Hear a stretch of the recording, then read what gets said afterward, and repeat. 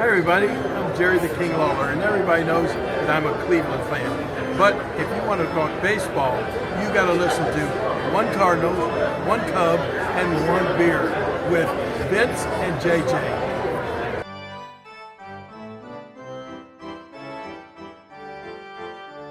Hello, and I hope everybody had a Merry Christmas or a Happy Hanukkah or a Happy Kwanzaa or whatever you celebrate. And we still have New Year's Day coming up where there will be football and junk food, which is, does life get any better than that, JJ? Seriously, That's living right there. I still eat like a 12-year-old, to be honest with you. really? You don't wipe your mouth? No, I got butter on up in my eyebrows. So let's start with the housekeeping. For those of you who are watching on the YouTube channel, make sure that you subscribe so you can have all of our episodes when they drop. Please make sure that you follow us on Facebook or like us or whatever Facebook does. Um, Go to our Facebook page. We'd appreciate that. If you'd like to contact us, you can contact us on one of our platforms. You can leave a comment, you can send a direct message, or you can use the old-fashioned email at one card, one cup, one beer at gmail.com. And for those of you who would like to support our efforts and make us rich beyond our wildest imaginations, please support our Patriot, Patreon. When you take a week off, you're like this. Please support. Oh yeah. We talk about basketball on this, mess up your words. But anyway, if you'd like to support us on Patreon, you can support us for $3, $5, or $10 a month, and all of your support is greatly appreciated. JJ, how was your Christmas? Really good. It could have been better. I remember, I don't know if folks pay attention to the lottery, but it got up to my ears perk up when I hear 1 billion. You go 1 billion. So I got to buy me a $2 ticket. And somebody from Arkansas won, and I'm from Arkansas, so I called mom. I said, "Hey, mom, it's me, your favorite kid." I didn't win. Like, no, I didn't do that. And then I called my aunts and uncles. Nobody won that I know, anyway. But I hope whoever won who couldn't use an extra 1.8 billion. I guess I'd spruce up the place a little bit if I won that. I'd get a new microphone. Oh, I definitely. I get people razz me about this microphone. I need a new one. Yeah, I get one too, Vince. I like that. It looks old time radio-y when you're Oh yeah. got your headphones on, and it does. It looks pretty. Oh, by the way, yeah, I got some headphones. Oh, Check these out. hey, yeah. Or then there you go. There you go. Then Radar Riley wore something similar to that when he was doing the sending the messages out, I think. Yeah, yeah. Something like that. Hey, I got something to show you. My daughter got me this. It was the only baseball related thing, but I really like it. And what it is, hang on, first of all, I'll show this part of it. It's a map of the United States with all the ballparks. And Ooh, then you cool. take it, and then it's got all the diamonds of every field. Let me show that off. And you take a picture of yourself at every stadium and put your picture in there. And then it's got these little markers where you mark the ballpark you've been to. So I'm going to go through all my scrapbooks and try to find pictures of me and Faith or me and Brody and start filling this out and put it in a frame. So that was my gift from my daughter right there. I like that. That's cool. I got a lot of baseball related gifts. First of all, my dad got me this pullover that I really like. I love it. Yeah, I can always unzip it and Yeah, do the kind of thing. Yeah, that's for sweep weeks. this. When we Yes. need sweeps weeks, we got to show a little, you know. Yeah. Um, this came from Tabitha and Mondo, my oldest daughter and Oh, son-in-law, and they're not baseball fans, but this is a travel mug. And what I like about it, it's hard to see. It's got some very small names here that are hard to read from there. But for instance, you see the Santo and the Banks there. The small yeah. names are John Lester, Jake Arrieta, Grover Cleveland Alexander, Javier Baez, Lee Smith. And I kept turning, I kept reading names, and it's the Chicago skyline, the names are. And right, let me find it. Right here, Okay. I'm sure you can't read it, but guess whose name that is? I What was I see Bruce Sutter and I see Greg Maddox. it's So in right between them, uh, I can't. No, I can't. Well, oh, is that Bill Madlock? Bill Madlock is actually on here. Hey, I was hey. shocked, but he's it was hard to find because he's just like in the middle of these big names. It's like, oh, how cool is that? No Dave Kingman though, but I didn't expect a Kingman, so I got this and that. I love that, by the way. That is a great. I love the legends, and then the next level, and all the players that made up the great Yeah, organization. just really cool. And Max got me this, and I will start reading this on New Year's. It's the story of the Savannah Oh, Bananas. So yes. that's, Oh, that's really cool. very And cool. this isn't baseball related, but you and I both like vinyl. And I wanted this for some time, and I've seen it every now and then, but I haven't seen a good rendition of it or a good one that's in good shape. But I got the original REO Speedwagon on The vinyl, first album. first album with Carrie Luttrell as their lead singer, the only album they ever made with him as the lead singer. I'll be And darned. it's this is the one that has 157 Riverside Avenue, which is a staple of their concerts. They they really blown it up into a really nice thing. Um, but I like the these are the Greg Philbin years right here. When he was the bass player instead of Bruce Hall. Is And any of those? Is that Rich Rath in the corner yeah, up that's Rich corner? Rath in the corner. He was the one of the original members, I'll be and darned. that's Alan Gratzer, who I think is still with the group, and Neil Doherty, who Oh retired yeah, about 20 years ago from the group just to be with his family. So Evelyn and her boyfriend Tony got me that. I love it. But then, as you said before we started recording, this, the 1984, whoops, 1984 National League East Division champions. I love it. It's an original shirt from 1984, and I don't think it's ever been worn or washed or anything. It's an immaculate shape, Sure and is. she got me an extra large, but I guess which is what I wear. I guess people were smaller in 1984 I because was. I just looked like a pregnant dude when I wore it. Violet went to take a picture of me with it on. I said, no, no, no, because my kids do things like I can't sing, but I'll be singing in the car. And this happened Oh, a few times.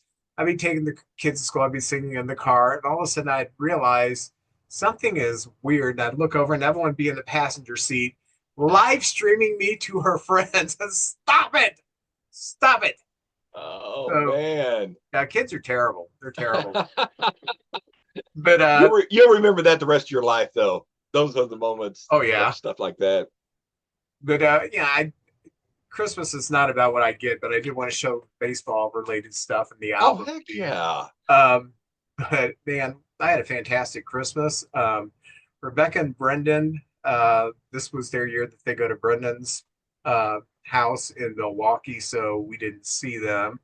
But the other four were here, and my grandson was here, and we had a good time. I just hung out for the day and We got over went it. to Branson the day after Christmas. We went down for 3 days.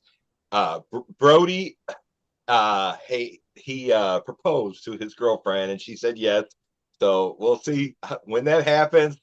So she's a part of the family now. So there's six of us, and they came down. So we were all in this duplex kind of thing, and we had a blast. Just basically played games, and I went to my first escape room. I wouldn't have went on my own, but my daughter and my oldest son like that. So let me tell you, there was three rooms we had to go in. The first two rooms, me and Faith were they didn't need us. I didn't know what was going on. I'm looking through the plants and turning over rocks and maybe something's hid. They were like experts. there was a tornado coming, and you had to get to the house and then to the storm shelter. And they were like out of my league. And so the third one, I finally added a little. I could see the sequences and how things worked. I helped out maybe 1% and helped us solve. So we got out. We were safe, as you can see. I made it here, but we made it with 18 minutes to spare, and it was fun. I would do it as a family again. So if anybody's ever not done it, I recommend it. Yeah, I don't know if I'm smart enough to do an escape room. Not me by myself. Heck no. I know this. I have played a few of those murder mystery games, and I I guess I don't read mysteries and stuff like that, so I would just get lost. I don't know what's going on here. Yeah. You know, everybody will like, can't you see this as plain as a nose on your face? I can't see the nose on my face about. So I'm glad you did get out, but apparently you brought the tornado winds with you because Oh, cool. we were coming back, and you could just see the on the plains area. You could just see all this dust just blowing across the road, and the 18 wheelers were hitting their brakes and things like that. As you know, from Springfield to Cuba is where we get off the highway. It's just two lanes, one direction, wall to wall people, and I basically get around the big 18 wheelers that are very slow and just stay in the slow lane, let everybody else go by as fast as they want. And yeah, you're right. The winds were bad, and the temperature dropped Sunday. It's like 74 degrees. We got back here. I got up for work Monday, and it was like 17 degrees or something like that. Yeah, it was. Woo!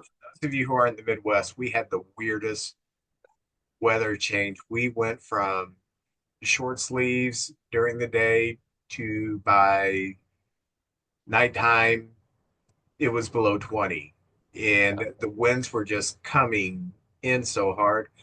Yeah, what a weird day. By the I didn't way, have to take down my Christmas decorations. They all got knocked down. So that was easy. You just pick them off the ground and put them in a box. And by the way, last night at 10:37, I'm asleep already.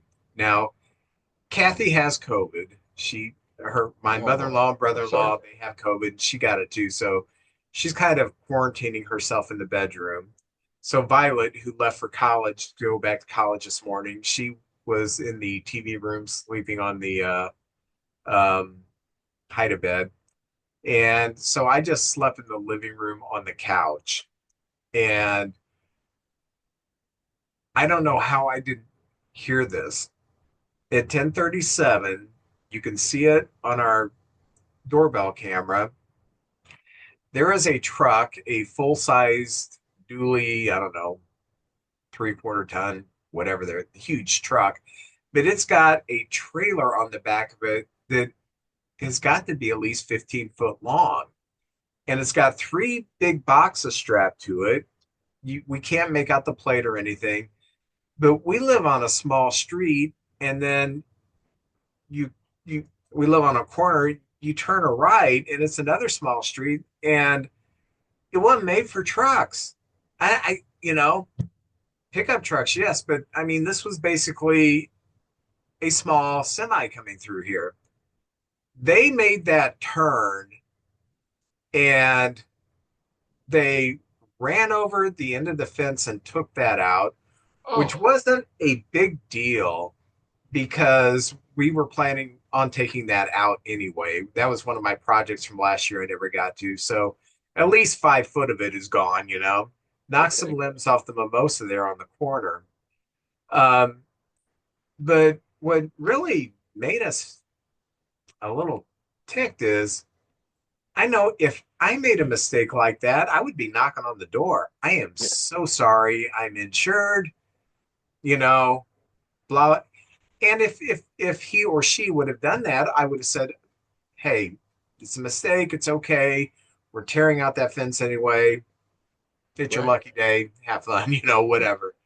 I just don't know why some people are like that.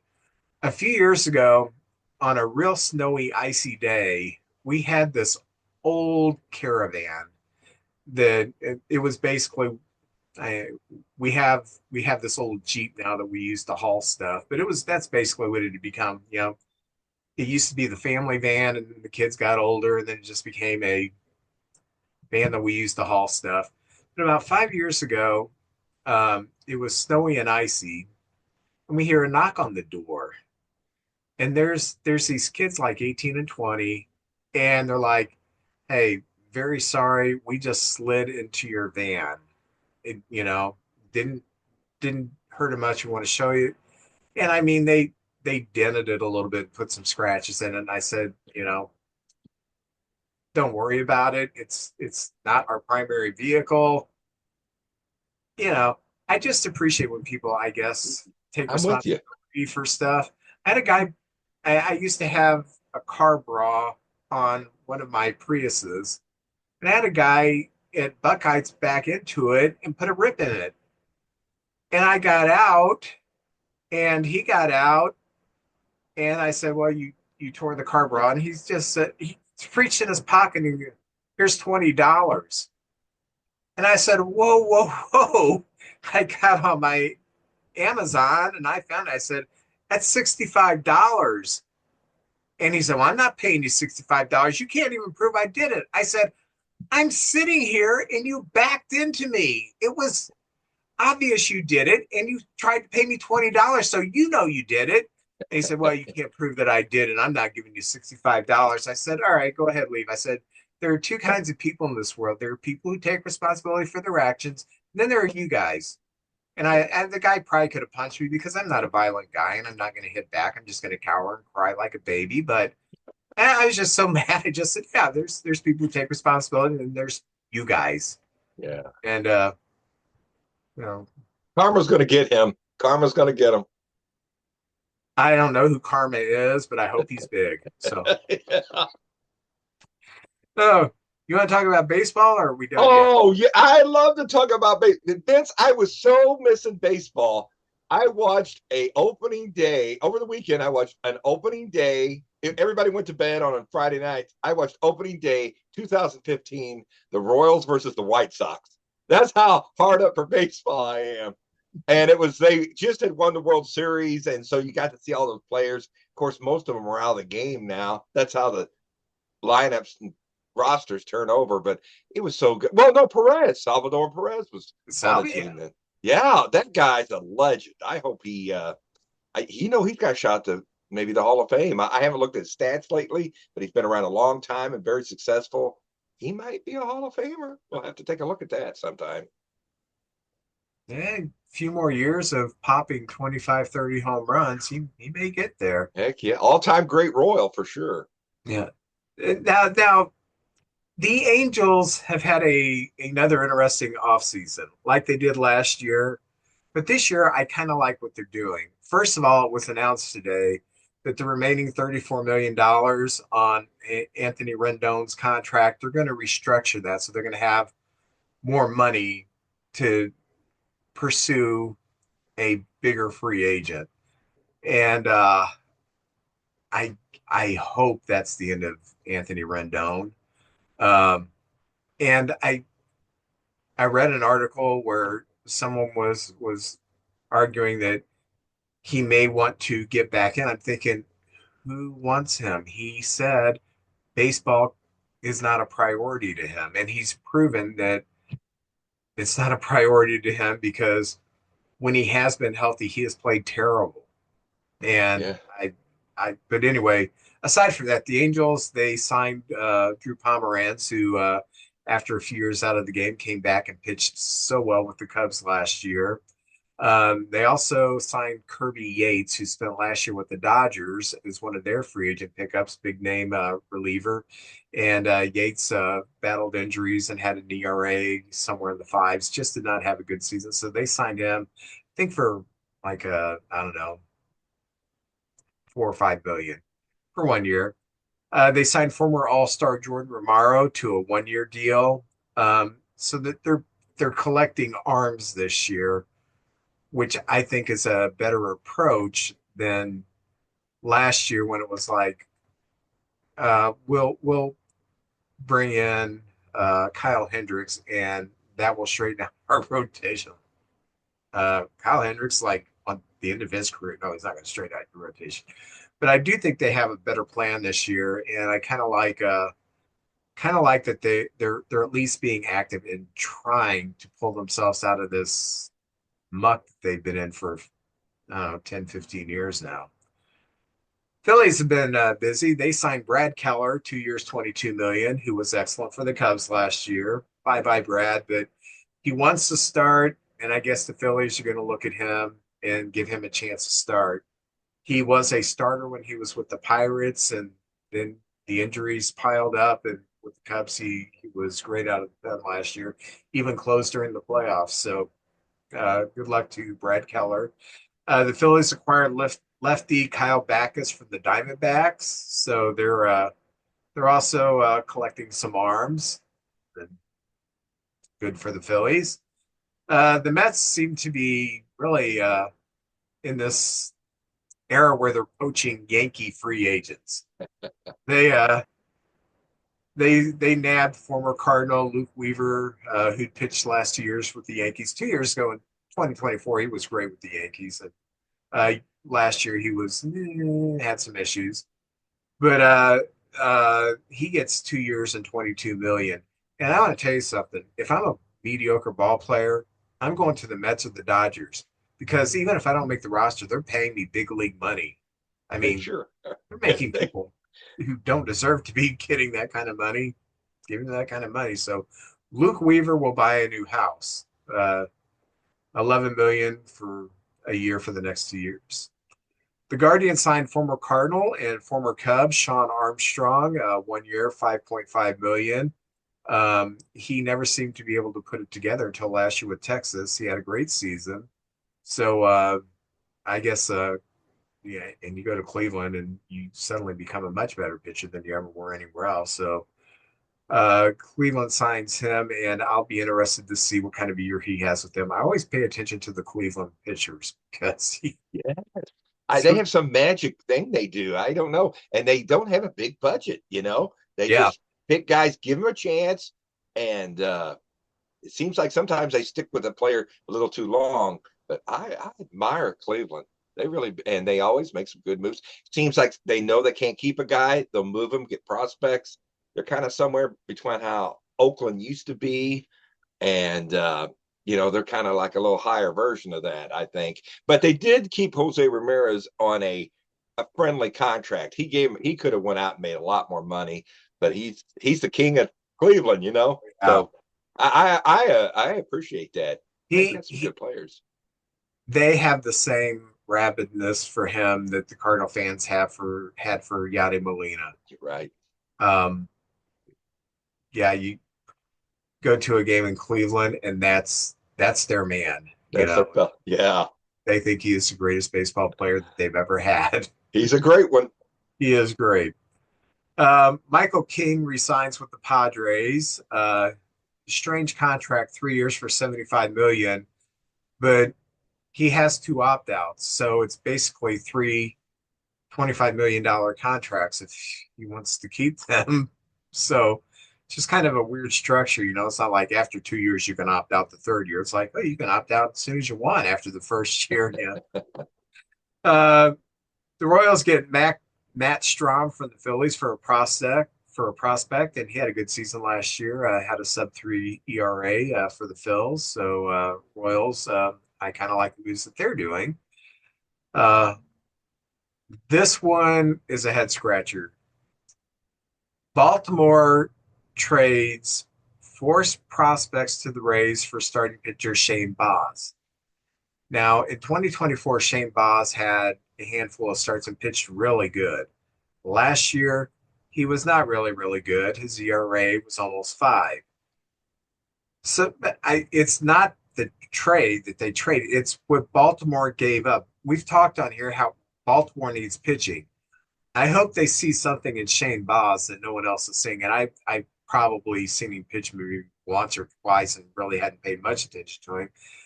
But Baltimore gave up their number 6, number 10, number 11, and number 30 prospects for a pitcher whose ERA was almost 5. Like, okay, all right. And then they turned around today and they re-signed Zach Eflin for 1 year when he was injured. I guess they signed him 2 years ago, and he's basically been injured most of that time. So we talked about they need pitching and they're finding pitching, but I don't know if it's the kind of pitching that they really need.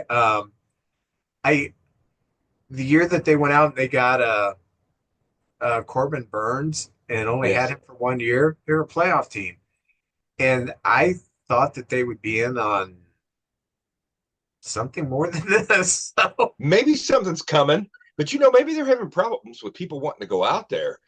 They've got a good young batting lineup and defense, it seems. I would think a pitcher would want to go out there, but there is a shortage of pitching. I don't look except for the Dodgers and a few teams like that. I think the Phillies have great pitching too. There's a lot of holes out there. Teams need help, but it seems like the Orioles are having some problems getting people to go out there.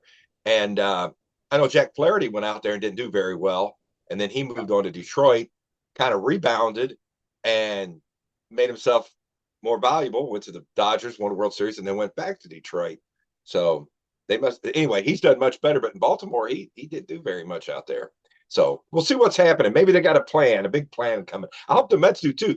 Vince, nowadays, when you watch it, look at the internet, you see these big headlines, and I'm thinking, oh, so and so got Arenado's going to the Angels, and then I read the article, and there's nothing substantiated in there, and I look around, there's nothing else written.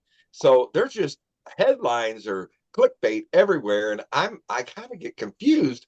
And I've actually a couple times on here, I've read it a couple times, and I thought, oh, it must be true.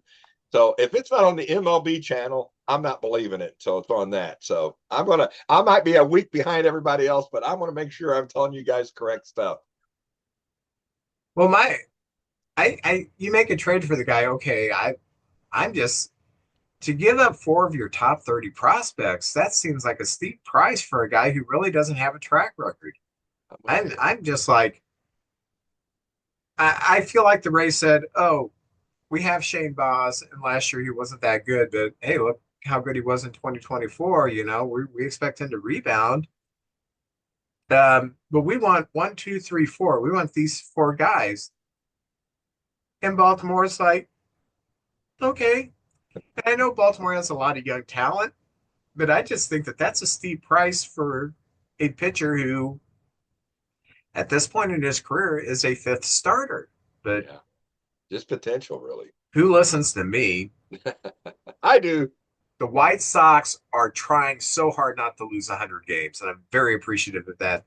They signed Munetaka Murakami to a 2-year, $34 million deal.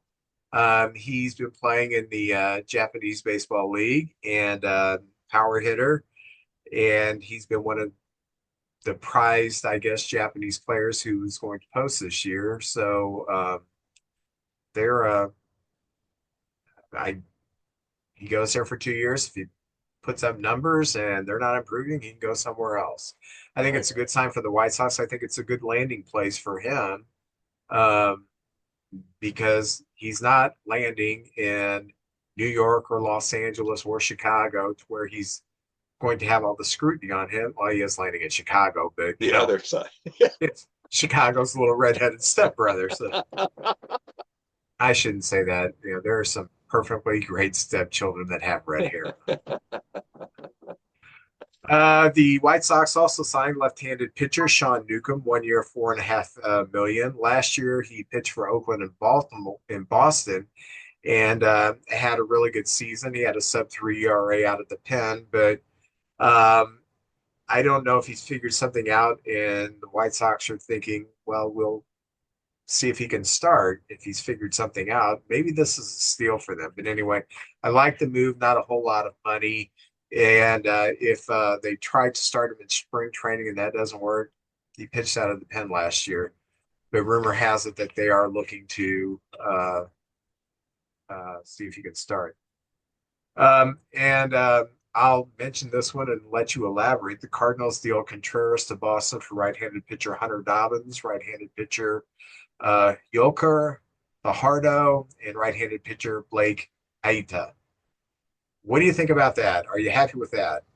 Yes, I am. And I'm very happy. I had a whole thing for the Cardinals section, but I will say this. Contreras had a no trade clause. He did not want to go. as a Cardinal fan, and everyone I've ever talked to, we loved them. We were grateful for the time here, but we are a team. I mean, you could get lightning in a bottle, and I always have eternal optimism, but the odds in Vegas are we're not going to be very good this year. If we can match last year's record, 6 under, I'll be happy with that this year with all the changes and everything. But now Contreras, who, I don't know how many more years he's going to play, but he can go to Boston. He can be their first baseman up there. That's a really good lineup. I think they're a team on the move and a lot of good young talent there. And I think Boston is going to fall in love with them. Now, the Cardinals on the other end, I was wondering, we traded, I didn't want to say got rid of, but we traded Sonny Gray, we traded Contreras. So they know somebody up there. They're friends, they can, now they're teammates again. But they both had no trade clauses. And the Cardinals evidently paid each of them $1 million to waive their no trade clause.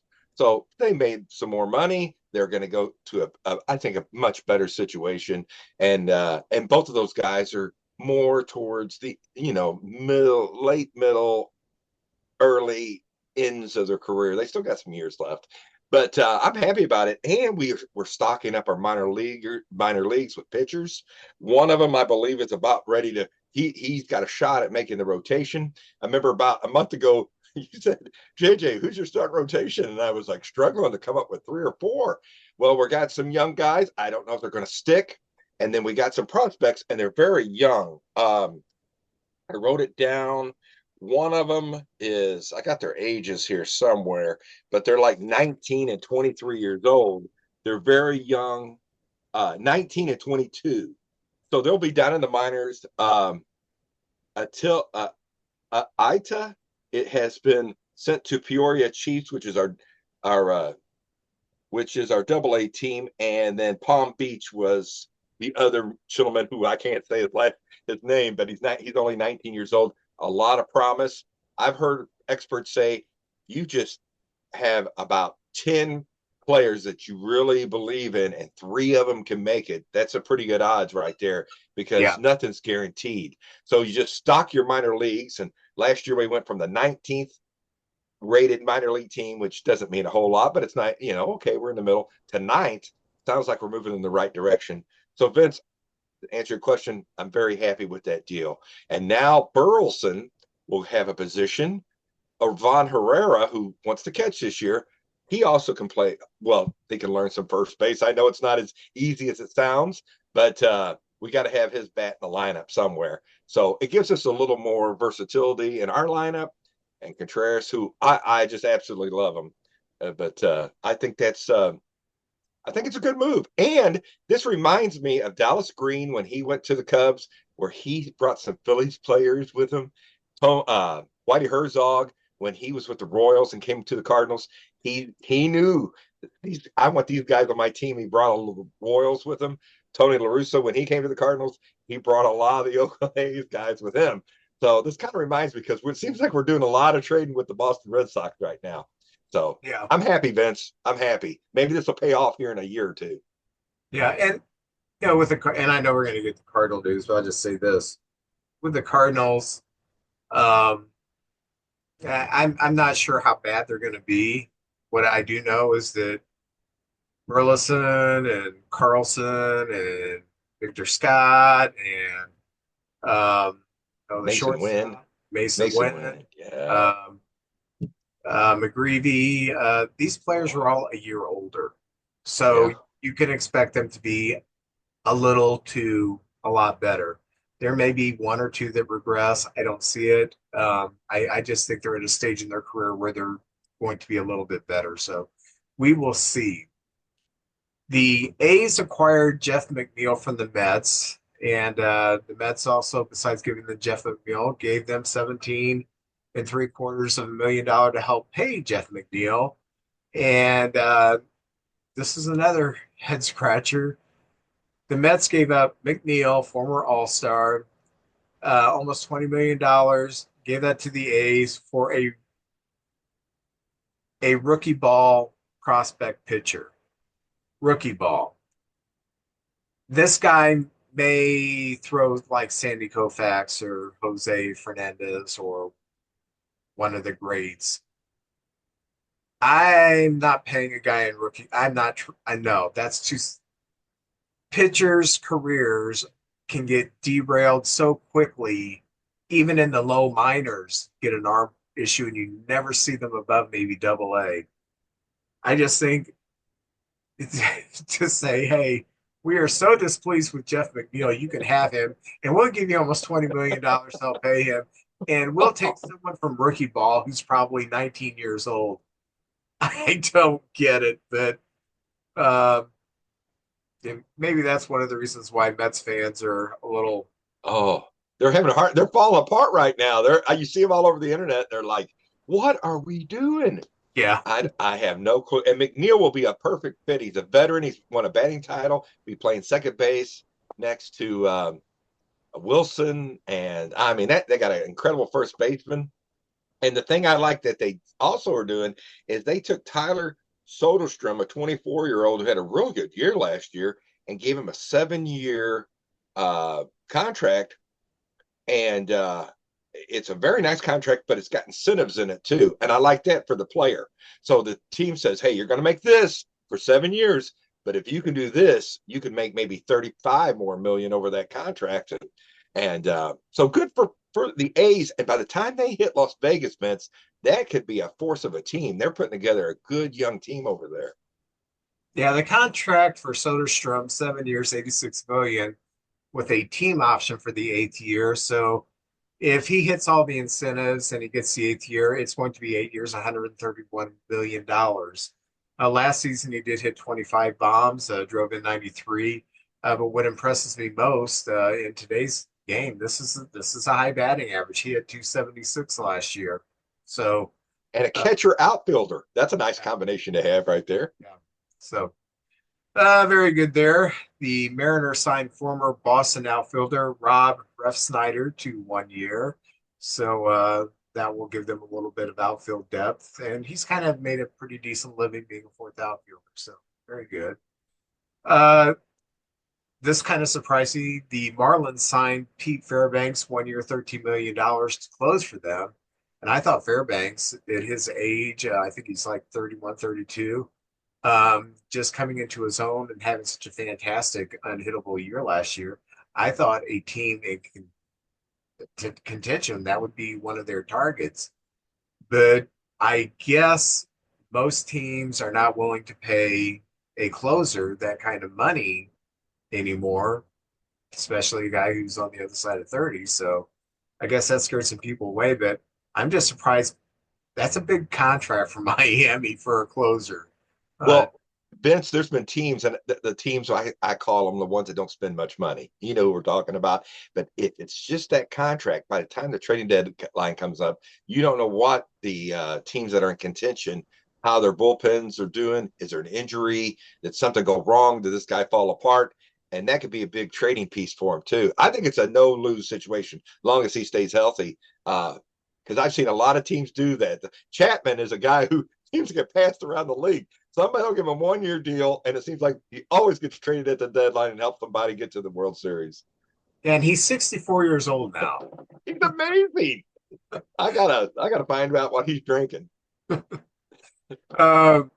Marlins also traded with the Dodgers. They get Estuary Ruiz, and they gave a pitching prospect, Ruiz, a few years ago with Oakland. Like he was a star in the making, led the league in stolen bases, and he has had a difficult time the last couple of years hitting. And I mean, once he gets on base, you know, he can swipe his bags. Excellent base runner, but it's hard to get him on base. Reminds me of Billy Hamilton, kind of a Billy Hamilton type player. Yeah, the Dodgers last year when they had him on the roster, mostly used him for pinch running. So I hope with Miami he gets playing time, and I hope he bounces back. And the Reds, staying with the Marlins, they acquired outfielder Dane Myers for a prospect from the Marlins. So the Reds got a little outfield depth. And those are the transactions for the last 2 weeks. And this is just a reminder that Friday is the posting deadline for Amai and Okamada. And they are going to be holding a meeting in Los Angeles where the teams that are interested in them are coming to them. That way they don't have to do all the travel and stuff.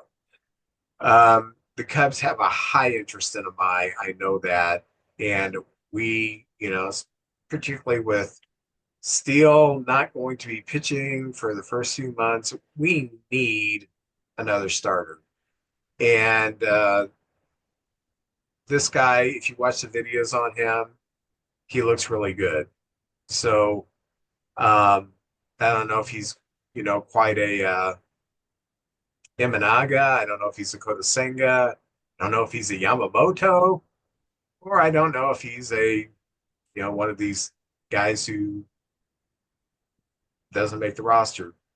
But I hope, I think it's down to three teams: the Cubs, the Yankees, and I heard of another team. I can't remember who it is, but I hope if they don't get him, it's because of the weather and not that they were outbid.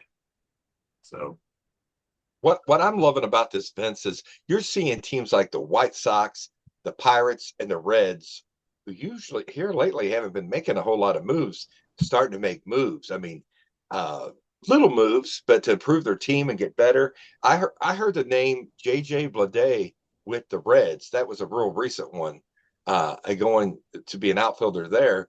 But it's nice to see teams like that because I know I went to Pittsburgh last year and their team, I mean, they had some key players, and Paul Skeens may not be there forever. And show him that you guys, have because I'd love to see Skeens stay there forever. But realistically, they're probably fitting him for a Dodger or a Yankee uniform right now. oh But yeah. I hate to say that, but come on, Pittsburgh. And that sounds crazy. I'm a Cardinal guy, and both the Reds and the Pirates are in our division, but I just like to see good baseball players staying in there and have a core team players you can root against or for, or oh no, we got to face these guys now, and that you almost know the whole roster over there. So anyway, that's some of the things I saw that I kind of like in this all these moves this year. Let me go through obituaries. Former Cub, Padre, Ranger, and Mariner Mike Campbell died at the age of 62. He played from 87 to 96. Always a bullpen guy. But like we always say, he played Major League Baseball and I didn't. So, Heck yeah. uh, Braves fourth outfielder from the 80s, Albert Hall, passed away at the age of 67. He played from 81 through 89. He spent that whole decade as a fourth outfielder for the Braves before they got good. I mean, he was on the 82 team that did make the playoffs uh, and got beat by gosh, I can't remember that. Some crappy team beat them. I don't remember. But anyway, um, yeah, I remember, like watching Braves games when I lived in Hannibal, and oh, WGN we didn't have on cable. We had only had the Braves games, so I would watch the Braves, and Albert Hall was the fourth outfielder. That was cool. That's a nice career Um, though. Andy Costco died at the age of 84 from 65 through 67. He played, or from 55 through 67. He played with the Twins, the Yankees, the Dodgers, the Brewers, the Angels, the Red Sox, and the Reds. And his best year was with the Dodgers in 69, or the Yankees in 69, where he did hit 19 home runs in limited action. So uh, three passed away the last couple of weeks. That's uh, that's my news in baseball. What do you have to add? I have everybody. It's wintertime. We got New Year's coming up. March 6th starts the World Baseball Classic. Vince, I'm very excited. Every once in a while they tell us a new name on the roster. And that I'm telling you what, the Americans, last time we played, we had a really good roster, and it came down to us in Japan and Trout versus Otani. And I mean, it was just one of those moments. It was such good baseball. But this team they're putting together this year, first of all, the coaching staff. Mark DeRosa, who coached them the last time in the World Baseball Classic, is back, which is good. He did a heck of a job. The pitching coach, Andy Pettit. Hey, everybody loves Andy Pettit. You know, he's a good guy. Hitting coach Matt Holliday played a little time here in St. Louis, and he's got two sons in the big leagues now. The bullpen coach David Ross, uh, classic Cub right there. Everybody's getting represented, and also on the staff, Freddie Gonzalez, who I remember as the Atlanta Braves manager, Brian McCain, and Michael Young. And I'm a big Michael Young fan. That guy's was a great player. So that's the coaching staff. But now you get down to the team, and there's still some names coming.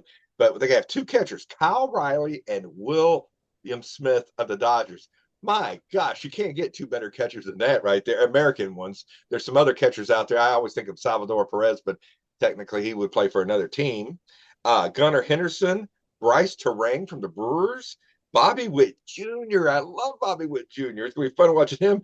Corbin Carroll, PCA, and Aaron Judge. Now, who wouldn't want that outfield right there? And DH and Kyle Schwarber. Oh, man, that is going to be a tough lineup. You think, oh, is there any pitching? Well, yes, there is some pitching, and get a load of this. I'm going to go over the big names first. Paul Skeens and Tarek Struble. Right there, 1-2. Good luck facing that. And then you got Logan Webb, who's one of my favorite pitchers as well, and Joe Ryan, maybe a Cub, huh? He might be. I don't want. Maybe. That's 4 studs, and then in the bullpen you got David Bednar, who used to be with the Pirates. I couldn't tell you who he's with now. Clay Holmes, and Mason Miller from the Padres, throwing 102, 103 miles an hour. Vince, and Matthew Boyd too. I think I read him. Yeah, on the roster. Yeah. So I'm so excited, and the Americans, the USA team, we start playing March 6th through 10th, and that's the first round. We're in Pool B. That will be in Houston, Texas, and we're in the pool with Mexico, Italy, Great Britain, and Brazil. So I will, whatever channel that's on. My money is on Brazil. Huh? My money is on Brazil. Well, if it breaks out to a soccer game, I'm with you. I'm going there. I'm putting money on Brazil if it breaks into a soccer game. Baseball, I don't even know who would play for them. I don't remember any Brazilian baseball players at all. Brody said last time they had it, there was a country that had like a guy who was like worked for the telephone company, and he made the team. So he had to leave the telephone company, and he played for his country. That is so great. You always hear that in the Olympics and things like that. So I think that's fantastic. And there might be a hidden gem. Somebody you might find your pitcher you need, Vince, right there in Brazil. There could be some Brazilian guy coming. There are rumors that Italy has been courting Anthony Rizzo to play. Oh, okay. So that'd be interesting. I think Piazza coached him one year. Mike Piazza, he coached the Italian team. You know? I'll tell you, I think the Italian team, if they were managed by Tony Soprano, yeah, you don't want to lose. But it'd be afraid to lose. But it'd be a tough battle right there. I'm telling you. Here coming up, I think the date is January 20th is when they announce the Hall of Famers, and I'm trying to find that piece of my notes right there. But there is, January 20th, they're going to announce the Hall of Famers in the traditional voting, where it's 75%, and all the votes are, all the guys that are out there that have retired, and you get 10 chances. And a lot of big names out there. But there is one Cardinal on the list who played with the Cardinals at one time. Carlos Beltran is has a shot to be elected. And there's 2 Cubbies, Cole Hamels and Daniel Murphy, who played for the Cubs at one time or another. So both of those guys are going to be up for election, and we'll find out. I hope they frame that ballot, because they will probably both be off by the second year. So, well, it's still nice that you're recognized if you get a vote or two. I'd frame it. I know Murphy is going to be off. Hamels has a slight chance of making it to a second year. But they just did not have Hall of Fame careers. But I think Beltran and Andre Jones are the ones that I look for. Oh yeah, it's gonna be good, and that's gonna be a good class, because we already have Joe Buck and Jeff Kent and the Cleveland rider. So there's 3 already going, plus whoever makes it the traditional way, I'll call it. Well, Vince, we've got some things going on this Sunday at Orlando. I sound like a wrestling announcer. This Sunday at Orlando Gardens, they're having a card show, and it is Fergie Jenkins is going to be there. Fergie Jenkins? That very one and the same Fergie Jenkins will be there. I'm going to try to make it Sunday if I can. Depends on the weather and what's going on. And the other one is one of our favorite. First of all, we love Fergie Jenkins. That's without one of the biggest. I shook hands with him once, and it was like my hand was gone. He was just a giant of a man and shook my hand. And then the other is a one we also love, and you and Tony Pruno tout him as this guy should be in the Hall of Fame. But Al Oliver is going to be there as well. He rescheduled, and it's this Sunday. And I'd like to I have some things signed by Fergie, but I'd like to get a ball signed by him and Al Oliver. I'm going to try to get them to say something. And even if it's like, hey, I have a friend who's not feeling well. Can you send him a get well? Hey, Vince, whatever it takes, Vince. I'm not too proud to beg. I'm not too proud to beg. So you may get a, hey, Vince, I hope you get feeling better. Or happy birthday, Vince, or something like that. I don't know. Will Tony be going to this too? I don't know. I haven't talked to him, but I'll get a hold of him this week. All right. Now, if both you guys go, you can tell him, hey, we are both big proponents that you get in the Hall of Fame. In fact, JJ is on a podcast with another guy, and they are always pushing you should be in the Hall of Fame. In his mind, he could think, gosh, man, they probably reach 500,000 people. Oh, yeah. We're somewhere. We're getting there. Not quite, but we're getting there. And so that's coming up this weekend. And then a Boys Dream Hobby Shop in Caledonia, January 31st, John Mabry, who I love. He's bounced around, but he was a Cardinal for a while. And the great Matt Hungarian, Al Rabowski, will be down there. I will definitely be there because I've got a lot of things for Rabowski, and I will try to get him to leave a little thing as well. He's such a nice guy. I've met him on several occasions. And if it's not too busy, maybe I can get something done there. But they just announced February 28th at Caledonia, Boys Dream Hobby Shop. February 28th, Scott Spezio and Aaron Miles. So how about that? They're bringing people down to Caledonia. Who would have thought this? It's been a great thing. They've got a little building built in the back now where the players come and you go through the store and out there. It's just that store's just getting bigger and bigger and better. So if you get a chance, go to Caledonia, check them out. Brad and the staff, wonderful. I am doing a little promo now because maybe he'll be nice and let our Rabowski say something to us. So I'm trying to work some magic right there, Vince. Yeah, I talked to Al Rabowski when I was in 6th grade. I've never forgot it. I talked to him once, and he said if he hadn't made it as a pitcher, he would have went in the Air Force because he knew for some reason I had a Navy hat or shirt on or something like that. And he said, I was going to go in the service if I hadn't made it as a baseball player. So Al Rabowski, good guy. Well, Vince, I've got some odd stats here that happened last year. Well, these are just landmarks people made, but I do have an odd stat. I like to find odd stats, and this one just was on some website. I didn't have to look very hard. But there have been in the last there were in between 1981 and 2000, those 20 seasons, there were 80 triple plays. There was one guy who was responsible for 10% of them. Defensively, he was part of 7. Offensively, he hit to a triple play. So 8 of the 80 triple plays in that 20. And there's 3 guys tied with 8 in their careers, and 1 guy with 9 that played like in the early 1900s. But this guy that was, and I say 80 to 2000 because that's our wheelhouse. We were, kind of getting a little older, and we were following baseball so much. So 81 to 2000. Would you care to dare to? I'll give you a hint. He was a third baseman. Gosh, that really makes it difficult because I thought it would have been like a shortstop or a second baseman. I will. You know what? Here's another one. I think he played for both the Cardinals and Cubs. That's a good trivia for this show. Cardinals and Cubs. He was both a Cardinal and a Cub. That would be Gary Gaetti or Ken Reedy. My God, you cannot fool this man right here. Gary Gaetti, responsible for 8 triple plays, 10% of the triple plays in that 20-year span right there.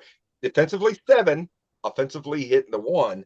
See, I thought it would have been the other way around because he was so slow. I thought he probably hit the 7 triple plays. Well, he did win some Gold Gloves. I think he won But yeah, 4 he could consecutive. field. I'm just saying he couldn't run at all. So, No, he was not a very fast runner, but he had power. If you look at his all-time home runs, he is pretty high up there, and he played a long time. And I think of him mainly as a Twin, even though he played with the Cubs and the Cardinals. I always think of him as a Twin. They beat us. He was a part of the Twins when they beat us in the '87 World Series. But it was the most triple plays in the last 90 years. But there was a guy named Donnie, and I like this because we can bring back these players that I didn't know anything about this guy. This guy's name was Donnie Bush. He played from 1910 to 1921, and he was responsible for 9 triple plays. And he was a shortstop, and he mainly played with the Tigers and some with the Washington Senators. So that's the all-time record for triple plays right there, which is an oddity. I've never been to a game where there was a triple play. I've seen on TV when I'm actually watching the game, I've only seen maybe 1 or 2 ever. So it's just an oddity. I played in a softball game 30, 40 years ago, and we turned a triple play, an around the horn triple play, Hey, which you wouldn't think could happen because, I mean, we're softball players, and I was an outfielder, so it's not like I did anything. I just watched it, but you don't have the strongest arms in the world. You're just softball players, and it's very hard in softball to turn a double play, let alone yeah, triple play. But a guy hit a scorcher to the third base, and I mean, he just kind of put his glove out there and was right by the base, put his foot on the base, zinged it to second, and that guy couldn't tell if the third baseman had caught it on the fly or scooped it. So he had kind of went like halfway. And so he was out easily. And the second baseman turned and got the guy who hit the ball so hard out at first. And the reason he hit the ball so hard is because he was so muscle bound that he couldn't run.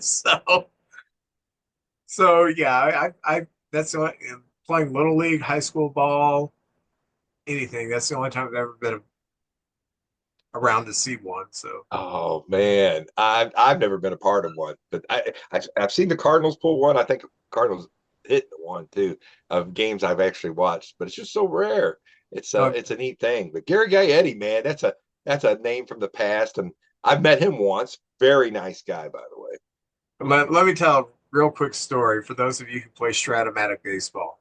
Ooh. I'm in middle school, and my friend Doug, who was a huge Cardinal friend, and his brother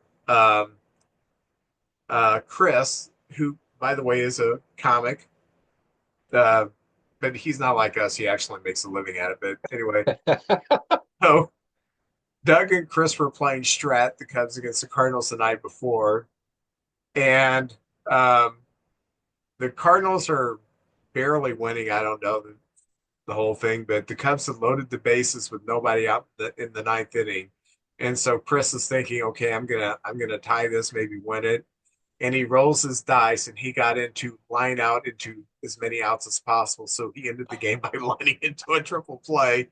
And Doug said he took his cards and he threw them against the patio window.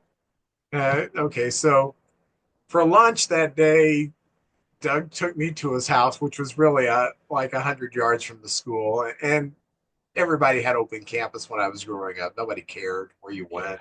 So, so we went to his house, and the cards were still on the floor, or the game was still out on the dining room table. It was funny.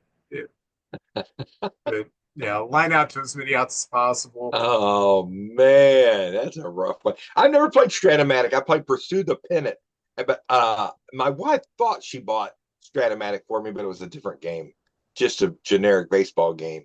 But I want to buy a Stratomatic. They still make them, don't they? Is that Oh yeah, still? yeah. I'm in a couple of strat groups, even though I don't play anymore. I think the last year I played was 2017. I haven't played for quite a long time. It's it's like this. It's like podcasting. I can't just play with it. I'm immersed in it, and I just don't have time to play strat and immerse myself into the grind of a full season. That's what I do. I do full seasons, and Oh of yeah. course, I was always Fantasy baseball is like that. You're always adjusting your lineups in fantasy baseball, and at one time had 2 or 3 leagues going at one time, and I just don't have the time to do that anymore. I know what you mean. I know exactly what you mean. yeah. Okay, keep going. Oh, well, hey, you want me to do Cardinal news?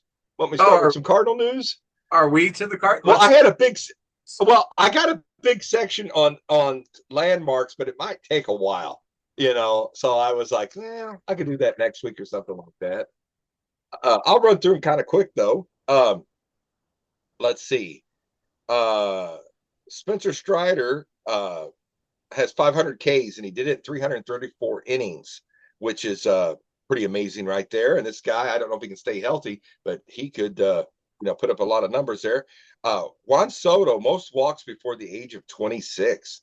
He ended last year with 896 walks before the age of 27, and that broke Mickey Mantle's record. Otani has 250 home runs and 150 stolen bases in 944 games, surpassing A-Rod, who did it in 977 games. So I'm just looking at some of the all-time greats and what some players. We're living in a golden age where there's a lot of great players right now. As far as I know, there's no steroids, and these guys are just putting up incredible numbers, these stars.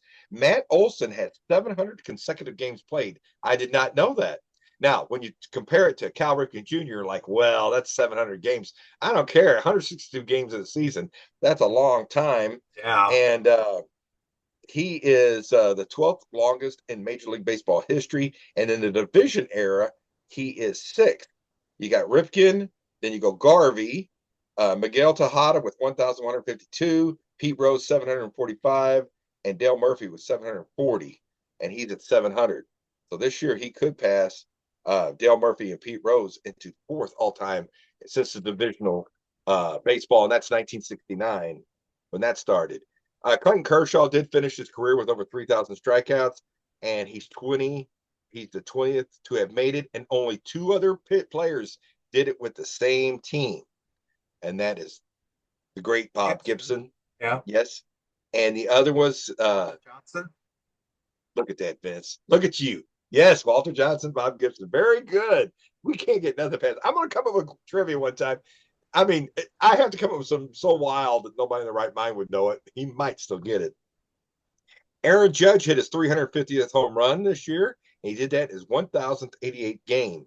And it's the fewest in history to get to 350. And he did it faster than Mark McGwire, who took 1,280 games and possibly some steroids. I'm not saying anything, but Judge did it. And as far as we know, they're testing everybody now. So that's not a thing. Pete Alonso becomes a Met all-time home run leader, and he ended with 264 home runs, and now he's no longer with them. But 264 is the Met record, and Strawberry has 252, and David Wright 242. So that's the 3 all-time greatest New York Met home run hitters. Justin Verlander last year passed 3,500 Ks and now has 3,553 Ks and is now 8th. And last year's season, even though it wasn't one of his best seasons, he still passed Walter Johnson and Gaylord Perry. And there was a time Walter Johnson was so far ahead of everybody. And now Walter Johnson is 10th since we were kids. Wasn't Gibson just the second to throw 3,000 strikeouts? Yes. And that was 55. 75. Yeah, okay, 50 years ago. Yeah. So for the first 75 years, we'll say, of Major League Baseball, only one guy threw for over 3,000 strikeouts. In the last 50 years, 21 people have done it. My So gosh. the game has definitely changed. Yeah. I think, people get paid for hit power now, and these pitchers are, there's so much into pitching, and, we had that stuff, the spin rate and everything, and they've changed the rules a little bit, what you can use. So all that's involved. And Walter Johnson just shows you how great Walter Johnson was.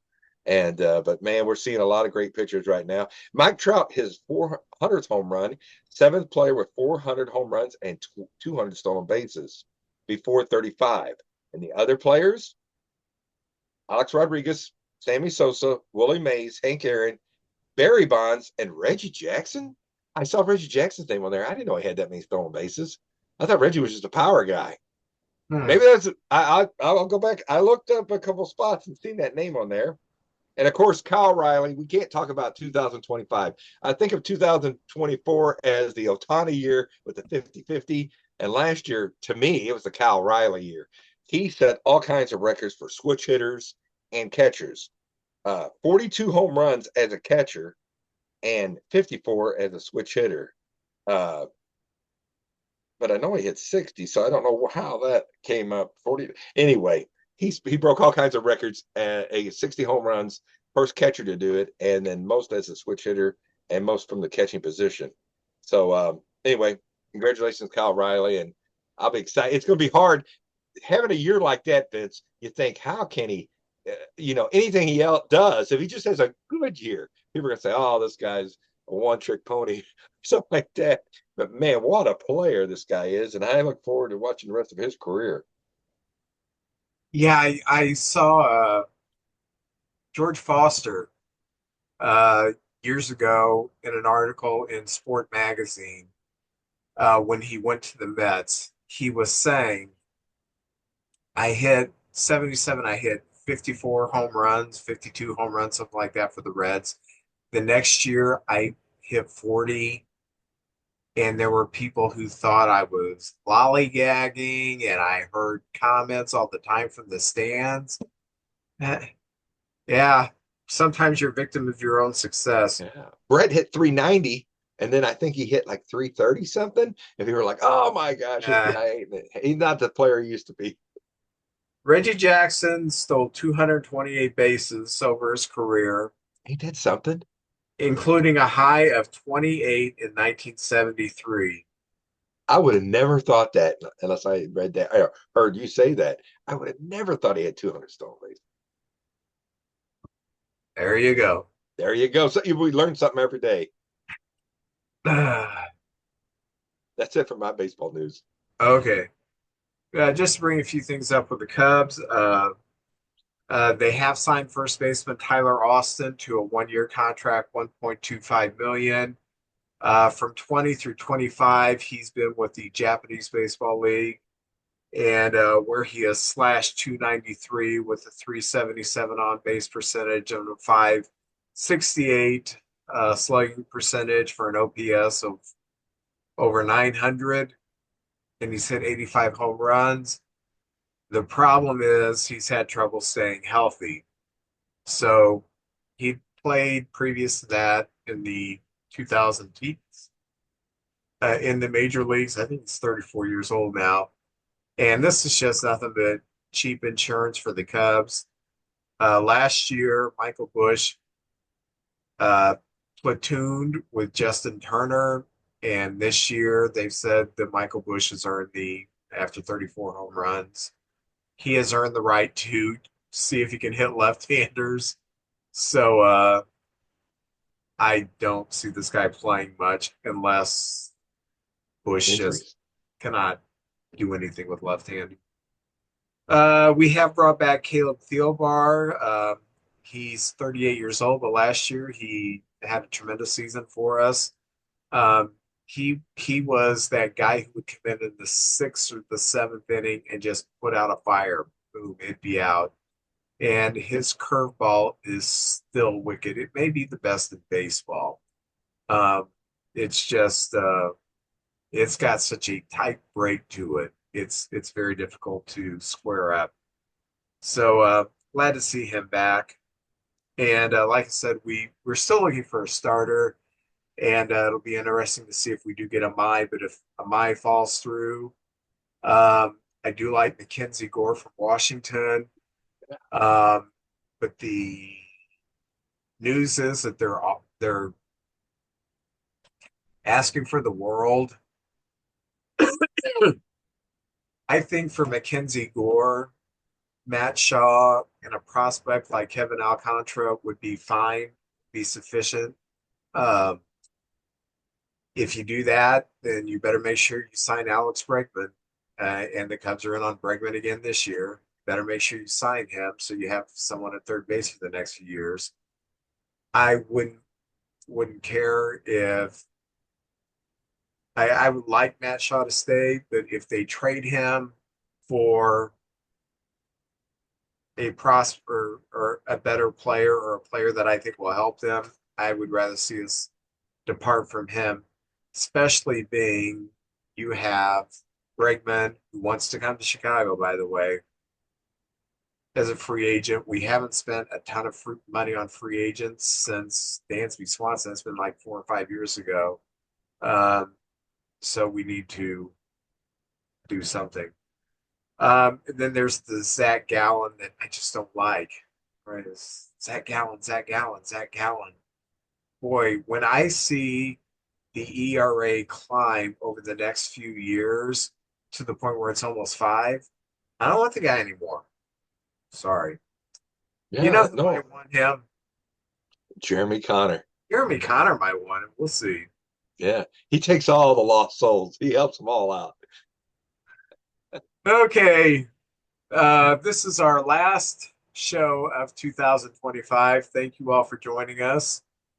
We greatly appreciate it. And we're just going to take a few minutes to reflect on both of our team's seasons. Kind of like how did we feel they did? What could they improve on? What did they do bad at? Just kind of reflect on them. So, JJ, you want to do the Cardinals or do you want to do the Cubs? I know a little bit more about the Cardinals, so let me do the Cardinals. I'll do the Cardinals. You know, when I do these looking back things, I almost think we should play Barbara Streisand Memories or something. Put that in at the beginning, kind of flow that in there. But the Cardinal season basically came down to this. So I think the main story was we had a team. It seemed like for 21 years we were very competitive, a very good team, and we had a formula. We brought prospects up. They became, they were the young guys in our core. They worked the really better ones, worked their way up to the middle, and we supplemented with veterans. And I just want to thank Paul Goldschmidt, Arenado, Contreras, and Sonny Gray. They were the pieces that came in, and the thing that didn't happen this time was the young players just didn't produce. And the veterans did their jobs. They did everything we could ask them for. Goldschmidt won an MVP. Arenado finished second or third one year and played great defense. Contreras was what we thought he would be, great hitter, good leader on the team. And Sonny Gray was the best pitcher on the team. So they're all, except for Arenado, are gone now. And I could see, and there's a lot of rumors about him ending up, and it seems like the one rumor keeps coming up is the Angels. Seems like we can always pass somebody on to the Angels. But anyway, that seems where the rumors are right now. But last year, one of the big stories was attendance. Cardinals always had great attendance, and it seems like when we hit a little adversity, maybe the fans are saying, "Hey, we're not happy with the way the team's being run." John Mozeliak was in his last year, and the attendance really went down. We only had 2.25 million fans come to the ballpark, which comes out to 27,778 a game, and we ranked 19th. We usually ranked about 9th or 10th before. So anyway, that was kind of the story of the year. But we were coming off of a year where we tied the Cubs in 2024. I think we were both like 3 games over 500 or 4 or something like that. The season started in March. We went 3-1. We were 2 games over. We played the Twins. We didn't know the Twins were a team that had some potential. So we started out nice. In April, we went 11-16. And I'm going to hit some highlights in there, but this was basically it. So after April, we were 3 under. But in May, we were 19-8. And there was a day where we were first place. I believe it was in April. Early April, I think we were like, I got it written down, but we were in first place for one day last year. Woo-hoo-hoo, pop of champagne, but it went over pretty quickly. But in May, we had a good May, and we were for that month we were 11 games over, and overall we were 8 games over 500. And in June we went 14-14, and at one point we were 10 games over 500 and in the hunt. But then the second half of the season, I just don't think we had the depth on our bench. our pitchers, I say we had really good health with our pitchers. We basically had 6 starters last year until the trade deadline when we traded some of them off, and then we used some of the young guys. So we had incredible health, and I don't see us having that kind of health again. Most teams don't have that kind of health. Most guys, I mean, for good, better or worse, they showed up and they pitched. A lot of times it was for the worst. But July we went 8-16. Now we're even. We're 500 ball, but we were 800 for that month. August 13-15. So now we're 2 games under, and we ended September 10-14, and we were 6 games under, ending the year in 4th place at 78-84. Our leaders on our team, our home run leader was Contreras with 20. Our RBI leader was Contreras with 80, and Burleson led the team with batting average with a 290 batting average.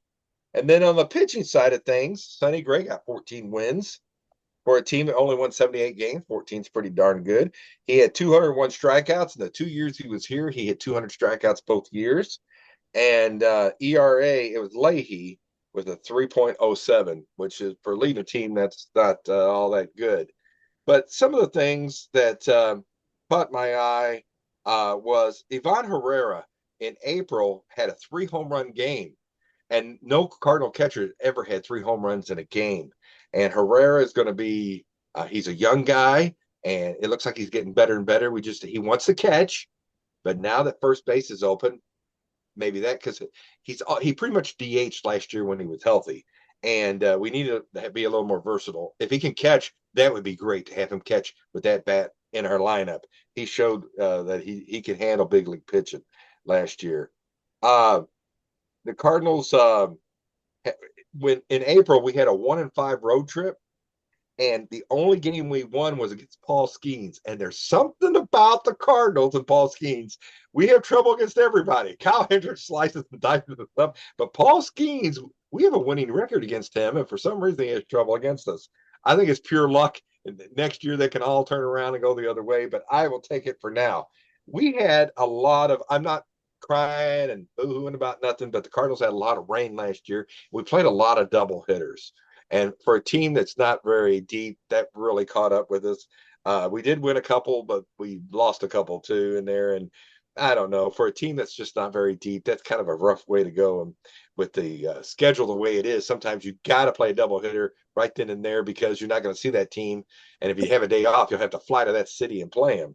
So the double hitters kind of caught up with us there. Michael McCreevy, who had been up and made some starts for us in the past, last year really cemented himself. He pitched against the Mets in his debut and did a heck of a job. And I tell you what, he came up, and I like the moxie of this kid. He seems like he's a hard worker. He's smart. Not a lot of hit and miss, but he's smart, and he's got a lot of pitches. And I hope he's on our roster for years to come, and I wish him health. Victor Scott, and that's another thing. Defensively, we got some of the players that weren't great defensively got better. Jordan Walker in right field looked much better last year. Hitting, he digressed some more. He's been working all winter down in Florida, really giving his all this year because we're going to need him. Without Contreras coming off the bit or being the power off the thing, he's now the guy. He's had a lot of times in the big leagues. I don't know what he's been doing this winter. He's been working on a different batting stance, but we need him to be good, and he's gotten a lot better defensively. Victor Scott center field looked like a different player. I remember there was a game in May where he robbed Soto of a home run, and he looked like Mike Trout out there going over the wall and catching that thing. So Victor's looking a lot better. And every other position, the guys are pretty good. Donovan's a good second base. We got good defense. We were a very good defensive team, and our pitchers last year really needed that because they weren't strikeout guys. The Cardinals did have a 9-game winning streak last year. And I remember in 1982, the Cardinals had a 12-game winning streak. Of course, that year we won a division and went on to win the World Series. And I mean, winning streaks of that anywhere near that usually doesn't happen. So a 9-game winning streak was fantastic. And in that 9 games, we played the Mets, the Pirates, the Nationals, and the Phillies. So, looking back now, the Pirates and Nationals weren't that good, and the Mets were disappointing. And then you had the Phillies that were actually a good team. So maybe we played good ball against bad teams. I don't know. But Played a lot of double hitters, like I said. And June was an up and down month. At times that's the story of last year, Vince. There was times the Cardinals looked like, oh, we're about to take off. And then there's time we look like the worst team in the league. But that's, every team, but the real good teams only do it for a short time. The Cardinals will get down 1 week and go 1-5 or 2-5, and then we'd have a week where we went 4-3, 5-2. So it's just up and down last year. We just need to be more consistent. And one of the highlights for me is in June, Sonny Gray pitched a one-hit shutout against the Cleveland Indians. And I tell you what, when Sonny Gray was on, he's a very thin pitcher. I think the heat in the summer gets to him, especially here in St. Louis, because it can get very hot. But he pitched that game against Cleveland and just looked masterful. He is a very good pitcher. He's getting older, and I wish him all the luck in the world. I mean, to finish out his career. There was a game this year too where Fetty pitched against Yamamoto, and actually it was the best game Fetty pitched all year. Fetty did not have a good year, and I know one thing: Cub fans they may have a little black armband around their arm because Miles Michaelis is no longer on our rotation. There was a game in Chicago, Vince, where he just threw batting practice, and the Cubs were just lighting us up, and we were like, once you get down by 6 or 7 runs, you stay out there because we're not going to blow the bullpen on this game. It got out of hand so quick, and that game was just a disaster. So I remember that game. And then at the trading deadline, we pretty much traded our bullpen away. We got rid of Ryan Helsley, Mayton, who I believe is a Cub now, isn't he? Or is Kittredge? Yeah, we signed him. Yeah, good. He's a very good pitcher. He did a heck of a job for us last year. And these are some of the moves we made last year. I don't know how much Mozeliak power he had before Chaim Bloom came in, but he did move these players and get some young prospects. Steven Matz and Fetty, we just DFA'd. We just dropped him. And then there at the end, we were just going with the young guys and taking chances. Going into August, we were a fringe. We had an outside shot at the wild card, but it wasn't really even a realistic goal. We weren't, and if we had made it, we would have got smoked. So through last year, we got a pretty good draft choice coming up. We're I think number 11 coming to this year. I never want to throw a season or anything like that, but sometimes with something that goes bad, something good can come out of it. So we got a decent draft choice this year coming up, and I tell you what, if the Cardinals can go, we were 78 and 84. If the Cardinals play about at that level and we see some growth in some of the players, I wouldn't be upset. Go out there, play hard, let these kids play. The last year they used the word runway. Well, now they're just using the word rebuild. So we're going to get to see some of these guys come up. I don't want to see them rush, some of these pitchers up too early, but there's a lot of prospects down there. And that's all they are, is prospects. Fans get excited when they hear these names and look at the numbers, but these are minor league players they're playing against. But I think if a few of these guys can hit, we'll be back being a legitimate team that has a shot at maybe winning the division here in 2, maybe 3 years. So, but right now, I don't, even if we did make the playoffs, we're not on the Phillies and the Dodgers level or anything like that. So I don't like the way the team's going in the right direction. And some of the players coming up, JJ Weatherholt, this kid, they didn't bring him up. A lot of fans were saying, let him come up, let him play, let him play. This is the year.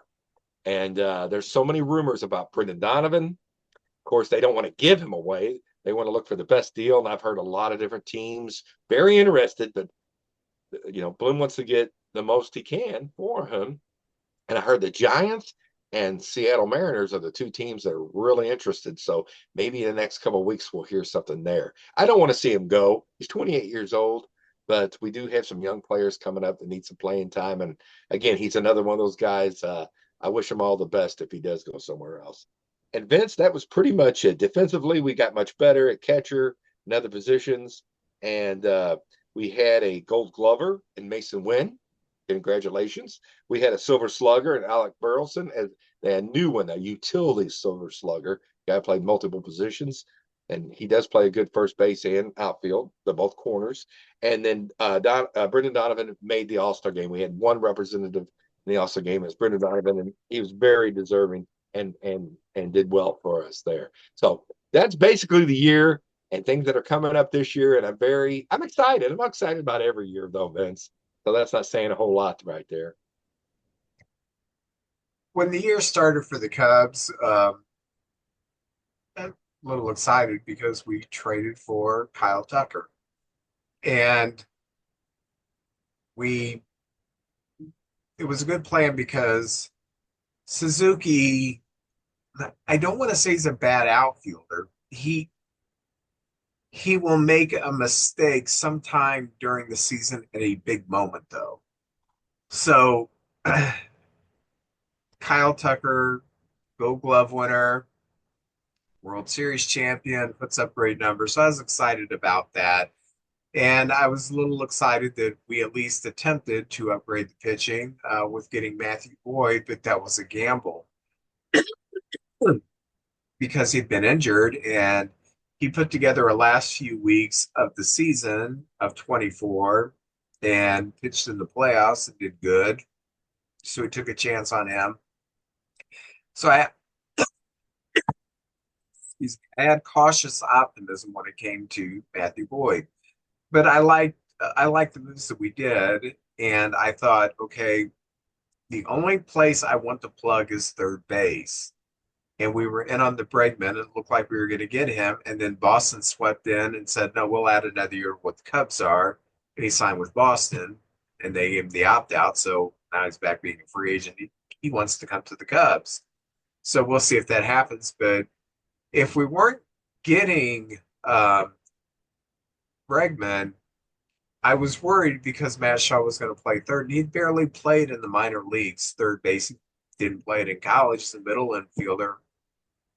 So I was more nervous about the defense than the offense. I didn't think he'd have a great offensive season, but I didn't think it would be as bad as it turned out to be. I'll just put it that way. He did end up with 13 home runs, but playing third full time at a position that demands put the ball over the fence. That's what third basemen do. It's a little disappointing, but came close to winning a Gold Glove, so that worked out for us.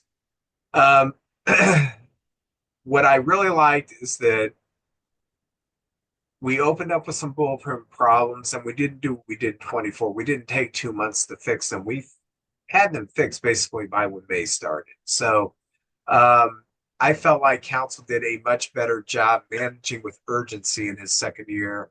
This isn't working. I'm not going to stick with it like I did Eric Hosmer and Mancini. Yeah, if it's not working, I'm going to ditch it. And case in point, from the beginning, Justin Turner wasn't hitting. So they just said, all right, then he's going to pinch hit mostly and platoon occasionally, but against the right left-hander, we're going to let Bush play. He started managing with a little more urgency, and I think that reflected in that we did won 9 more games than we did the year before. So that was really good. But anyway, I was optimistic. I felt like we had the outfield set. PCA was still a big question mark because he hadn't really hit the big leagues yet. He'd had flashes, but he hadn't really hit. With Ian, we know what we're getting. We're going to get 20 home runs. We're going to get a 240 batting average, but we're going to get a guy that's going to walk a lot. We're going to get a guy that's going to play defense in left field. We knew we were getting there. Hap has not been the kind of guy who's going to rise to the occasion like Reggie Jackson, hit big home runs, but he's a solid player. So I knew we were going to get there. I know what Dansby is. Michael Bush the year before looked pretty good. And I thought, okay, that may be his peak because he's in his late 20s. We'll see. And he ended up having a much better season where he caught 34 home runs. And I thought should have been on the All-Star team. I thought that was a travesty. But Nico, I thought this year was maybe our best all-around player. Gold Glove defense, second base. Bryce Trank's the only one in the league that is on that level.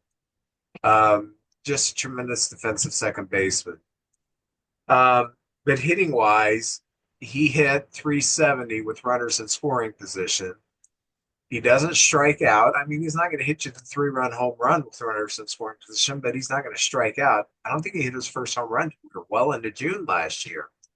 So he's not a power hitter at all, but he's a good hitter. He's going to hit the ball the opposite way when there's a runner on second, trying to get him home with a single, or at least make sure he can get the third on a ground out to the first baseman.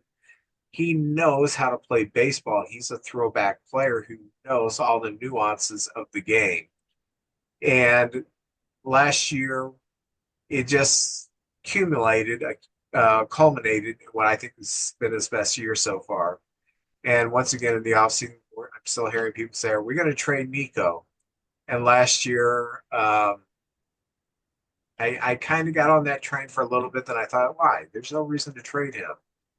We don't have any other players on this team that consistently put the bat on the ball like he does. So season starts. I'm pretty pleased. Amaya goes down early, which was sad. And we had Carson Kelly as our backup. Carson Kelly hasn't been a full-time starter for a decade. And he's just never lived up to his promise. I thought, oh, great, we're going to have Carson Kelly now that Amaya's out. Kelly ended up being one of our best players, hitting cleanup many times, just had a fantastic season. So we got off and running, and we had a good start the first 2 months of the season. The first half of June was going pretty good. And then Steele went down, which was a huge blow. And it took us a little bit to recalibrate the pitching staff, but we recalibrated it. And Colin Ray came in to be our fifth starter on a full-time basis. And just, I got to the point, usually when the fifth starter's going, you got, well, maybe they'll win today. You know, the hope thing. I got there thinking, oh, we've got we got a shot at winning. We got Colin Ray on the mound. So the staff started to gel. Cade Horton started to gel. By the middle of the year, the pitching was fantastic, but all that offense that had been pacing us for the first half started to fall. Kyle Tucker quit hitting. PCA quit hitting and never really picked it up at all for the rest of the year. Matt Shaw would be up. He'd have a great week, and then he'd have 3 weeks where it's like, what are you doing with a bat? Why don't you try to hit the ball hard? Ian, who had a bad first half. Fortunately, Ian and Michael Bush and Suzuki started hitting into September. Fortunately, they kind of got the offense back on track going into the playoffs. But it was almost like a tale of two teams. The offense carried us the first half. The second half, it was the pitching. And we parlayed that into a 92-win season. Pretty good playoff run. I would have liked to have made it to the championship series. But, hey, beggars can't be choosers. We haven't been to the playoffs in a long time. So it was a lot of fun to do that. So my thoughts on the team was that it was well constructed. We needed that star, and we had that star for a half a year. And when that star was hitting like a star for a half a year, our offense was a juggernaut. And when that star quit hitting, it kind of collapsed, and we just didn't have the firepower to overcome that. And that's why I really wanted Kyle Schwarber. I really want Bo Bichette, but I don't mention him as much. I want that oh shit player that you think about when he comes up for the opposition. Oh, he's coming up. Oh shit. I want that player, and Schwarber was that guy. We didn't get him. Yeah, he stayed in Philadelphia, where he really does belong. But the only other guy left that I think fits that bill is Bo Bichette, and we're not going to shell out that kind of money, so we're falling back to Bregman. Bregman's a really good player, but I don't think, oh my gosh, Alex Bregman's coming up, we're never going to win a game again, you know? I thought that with Reggie Jackson when he would come up, and I would think that with other players, Mike Schmidt. I watched him just toy with the Cubs his whole career. We just, without Kyle Tucker, we don't have that kind of player. And with what we're trying to replace Kyle Tucker with, which is going to be a combination of Owen Casey and Ballesteros and Suzuki rotating into right field. Suzuki's going to DH most of the time. Ballesteros, or some of the time, Ballesteros going to DH most of the time. And then we're going to somehow try to get Owen Casey in this mix. I, they're not going to replace Kyle Tucker. It's just not going to happen. So if we continue this upward trajectory, we are really going to need the pitching, Steele to come back, Kate Horton to stay healthy and repeat what he did his rookie season, Boyd to repeat what he did, Ray to be that great swingman that we've had in the past, that he was supposed to fill the role of last year, but he ended up being fifth starter. Well, we don't need him as a fifth starter because we still have oh gosh, what's his name? Tyone. We still have Tyone at the back of the rotation. We still have Assad. We still have Jordan Wicks. We got plenty of starting pitching there at the back. I just want one guy to come in there like an Amai and really put their foot down. But Cade Horton was everything that we thought he was going to be, and that doesn't happen too often. He lived up to the hype, 10-4, ERA under 3, and he proved that he could do it without chasing the strikeouts because he was chasing the strikes, not the strikeouts, and his stuff is so nasty. The biggest blunder that we did during the season was we didn't add anything at the trade line deadline. We added Mike Soroka, who started one game and then went on the injured list and then played in a meaningless game there at the end. We'd already clinched our spot in the playoffs. And now I think the Angels, I don't know who he's signed with, I think maybe the Angels, but he's gone. I think it was the Diamondbacks, actually. Maybe I should go through last I week's can't episode. remember. I we also got the infielder outfielder from the from the Twins. And why is his name escaping me now? Probably because I have a cold. But anyway, Willie Castro. Oh yeah. He's been a very good offensive player his whole career, and he came here and he just was doing nothing. I think he hit one important home run, and other than that, he wasn't hitting much. And so, if we would have been more aggressive at the trade deadline, and I know the prices were very steep for players, I do realize that, but if we could have landed a Joe Ryan or something like that, that may have been enough for us to overcome the Padres. Or overcome the Brewers, because that last game against the Brewers, we lost 3-1. We really that close to getting to the championship series. Oh, that hurts. We had a lot of team accolades. We won the Fielding Bible as a team, Gold Glove as a team. We had HAP, we had PCA, we had Nico win Gold Gloves, had fantastic years. They had a lot of players who were nominated. And on the hitting side, we had Bush, had a breakout season, 34 home runs, PCA 30 home runs. Ian hit his low 20s home runs. Dansby hit about 20 home runs. And Carson Kelly, like I said, I think he played like 110 games. And he doesn't have gaudy stats, but when you look like his OPS and everything, yeah, he was really good for us this year. He's very good defensively too. So I'm optimistic. PCA is going to be a year older. I think Bush is who he is. I think he's a 30-plus home run type of guy. I'm hoping we know what Ian's going to be. I'm hoping PCA. I keep hearing people say, "Well, PCA may regress." Well, okay, may regress. Then again, he may get better.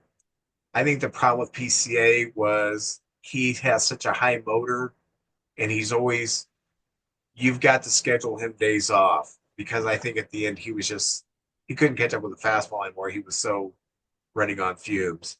And it's very difficult for players who've never played a 162 game grind to suddenly do it. It's yeah, that's you talk to any baseball player, they talk about that rookie season, how difficult it is because you just have nothing that prepares you for it. Um, it's like this. I've seen the Cubs a couple of years ago. They had 19 straight games. It's like this. You let's say you have a 7 o'clock game. You get to the ballpark about 2 o'clock. You get all the work you need done in the trainer room. You get your workouts done, and then you get your drills done, and then you're changing clothes and you're getting ready for your game. And your game may get over about let's say 9:30, and then you have to go to the dressing room. You have to talk to players and stuff like that. There's an unwinding that has to be done. You don't just shower and leave, unless you're Silvio Martinez. Um, you shower, you dress, you leave. You get home late, 11:30, 12, and this is if it's home. Then the next day you're back at the ballpark at 2 o'clock. So you are working a let's say a 10-hour day every day for 19 straight days. That's kind of how baseball can be, and nothing can prepare you that because the minor leagues have a lot of days off, and like their double headers, only 7 inning double headers. So the minor league schedule is a lot looser. But when it comes to the major leagues, it's such a grind. And I think that some of these younger players for the Cubs, now that they've been through it, it's good. It's only going to help Shaw to have went through it. It's only going to help PCA to have went through it. So um, I think the Cubs have a team this year that is kind of similar to last year. Right now, they're a team that could win low 90s, high 80s, low 90s. I think uh, if we do some things right, if we get a pitcher and possibly get Bregman, I think then we're looking at a team that's in the mid to upper 90 wins. So that's my thoughts on the season and recapping the Cubs. Very, very good. That's very good. I think the Cubs are in a great spot right now. Yeah, it's called the National League Central. That's a great spot. Um, I have the Bowman 1990. JJ, where are you going? Oh, Are you quitting the podcast?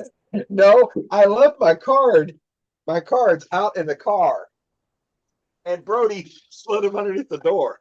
Oh, I got them. I thought I could do it casually, but I think the cat grabbed it. I heard me yelling at the door, and I think they grabbed the pack and slid it back underneath. Yeah, cats have strange sense of humor. Right. JJ, I've got gum in mine. I can feel it. Oh, I don't have gum. So I have Donruss, and I think it's 88 is what I have. 87? 87 Donruss, I think is what I have. How about that? Oh, and it's together. It's not cracked and broken. yes. Well, it is broken now. Gee, Oh man, barely touched it. man, that was pretty fragile. Yeah. Fragile. All Yeah. right. Well, let's see what I got here. Oh, for the I'm gonna say two Hall of Famers. I'm going to say 2 Hall of Famers. All right. Uh, First is for the Orioles catcher Chris Hoyles. I remember him. Yeah, I like that picture card, by the way. Very nice. He didn't quite make the Hall of Fame though. No. This is not a Hall of Famer, but boy, for a while he was really good, and always had a fun personality. For the Rangers, Ruben Sierra. Oh yeah. I didn't get to see him play much, but I always heard about him. I've got a Hall of Famer. Hey, one. He played for a few teams at this time. He has played for the Padres. He is the spitting image of his father, Roberto Alomar. Oh yes. That's right. Very good player. Former Cub, Damon Berryhill, catcher. Oh yeah. Putting on his shin guards. Yeah, very good. I like that picture. Boston second baseman, Marty Barrett. Marty Barrett, very nice. He Yeah, was in that '86 World Series. yeah. I think Marty Barrett is the ultimate second baseman name. It's just so Yeah, he could have played in any era, any decade, any time in there. yeah. The 1800s, Marty Barrett. For the Mets, we have Keith Miller. I vaguely remember that name. I don't Outfielder? What did you do, Mr. Miller? Was he? And these Bowmans don't have their position on Yeah, I don't like how they have their stats on the second back. baseman. Second Uh, baseman. Well, I don't know what I'm talking about. Oh wow, I bet this guy is very angry at this. For the Indians, we know him better by a different name, but at this time he was going by Joey Bell. We know that his real name is Albert Bell, and he will Yeah. kill you if you're trick or treating at his house. Man, you better not toilet paper that yard. Yeah. Oh, uh, I have this picture of Doc Gooden. It's not a picture, it's like a Yeah. It's like they took a picture and then outlined it or something. that was weird. For the Mets, I have Alan Zenter. No, I don't Don't remember him. remember him. Big helmet. For the Astros, I remember this guy, shortstop, Andujar Cedeno. Yes, had a nice little career. Yep, did They good. weren't very good at that time, I don't think. Oh, you and I both like this guy. Former Cardinal, former Cub, shortstop, Sean Dunston. Cannon for an arm. Love that guy. Played hard. Oh, yeah, his senior year of high school, and he played. He didn't play against the best competition because he played at a Brooklyn team or something that wasn't that great, but he hit like 800 his senior year. Oh, man. I don't care who you're playing. 800. That's crazy. This guy has a tremendous name. For the Twins, we have pitcher Park Pittman. I've never heard of this guy, but it sounds like, and your new host for The Price is Right. Welcome, Park Pittman. Hey, he looks like he was a troublemaker. I see he looked Uh, no good. Former Philly, former Expo, former Dodger, outfielder Juan Samuel. Oh yeah. I remember Philly who stole a lot of bases. Oh, former Expo, former Tiger, former Astro. Um, Once with the Tigers, he had a 21 season with a 3.99 ERA. Uh, Bill Gullickson Bill Gullickson, yeah. struck out 18 Cubs his major league start. I will never forget that. I'm thinking, Whoa. when I was little, I thought, oh yeah, we're gonna face a rookie, we're gonna kill him. He keeps striking me up now. My gosh. 18 Ks. Oh, former Cardinal and the pride of DeSoto, Missouri, Jose Oquendo. Jose Oquendo. Yeah. He built One that. Hall of Famer, had some pretty good cards. Oh yeah. Yeah, am I right? I love Oquendo. Well, this genre set is from the mid '90s. I did see that on the back of that, and they had a Roberto Clemente puzzle. And there is Roberto Clemente's foot right there. Very good. 1997 set. And here's a player you may know. Like the picture cards on these. Greg Gross from the Phillies. He's with the Phillies there. Played around the league for a while. I'm partial to those blue Phillies jerseys. Oh, a guy. I remember he led the American League in home runs one year. Played with a lot of teams. Here he is with the Boston Red Sox. Tony Armas. Tony Armas, yes. Yeah, I always liked that guy right there. And it's a Yes. good. In the major leagues. Oh, really? And he's a Hall of Fame mustache. That is a Hall of Fame mustache right there. Look at that. Yeah. Eat your heart out, Tom Selleck. Maybe that's what we'll do next week. Our all mustachioed team. We'll have how many mustache guys you get versus how many mustache guys I get. Here's a mustache guy. I'm not much of a mustache guy. I don't remember him, but Rob Deere, big power hitting, extra outfielder, utility man kind of guy right there. Burrs. Oh, not a mustache guy. We won't hold that against him, but one of the great arms, right fielder, Dave Parker. Oh, The Cobra. Look at that. He's unleashing it right there. It's about now to Hall pounce. of Famer. Yes, that's right. Yeah, Hall of Famer right there. This is a guy, just a technician, played with a lot of teams. Here he's with Kansas City. David Cone. Yeah. I think of him as a Yankee probably more than anybody else, but what a player. Very good pitcher. Uh oh, yeah. Reliever with the Giants, Juan Behringer. Right there. Senior Smoke. Senior Smoke. Look at mustache, by the way. All right. Vince, I do not know this guy. Toronto Blue Jay, Mike Sharpetson. I remember him as a Dodger, I think. I think you're right. That must have came later because this is his rookie card right there. Right there. If anybody wants to offer me 250 for that, it's yours. I tell you what, 210, it's yours. 50 cents, whatever you got. All right, outfielder Glenn Wilson from the Phillies, another Philly player right there. Yeah. And oh yeah, Dodger. I think he dated somebody famous, Mike Marshall. Didn't he date some? Dated Belinda Carlisle of the Go-Go's. Very good. How about that? That's how I'd open every conversation if I dated Belinda Carlisle. Oh, and I also played Major League Baseball, but I still dated Belinda Carlisle. That's right. Mike Malecki from the Pirates, and he's got that pill hat on. I love the Pirate. Looks like he's winking at us. Now that's a cool dude right there winking on his card. He won 18 games. I think it was 18 games for the Cubs in 1989. Wow, 18 games. That's very good. They have the Diamond Kings are kind of a drawing, and Von Hayes Phillies. This seems like a Phillies pack right there. Yeah. I always like those Diamond Kings right there. Oh, what a Cardinal. He played with the Orioles too, I know. Tito Landrum from the Cardinals right there.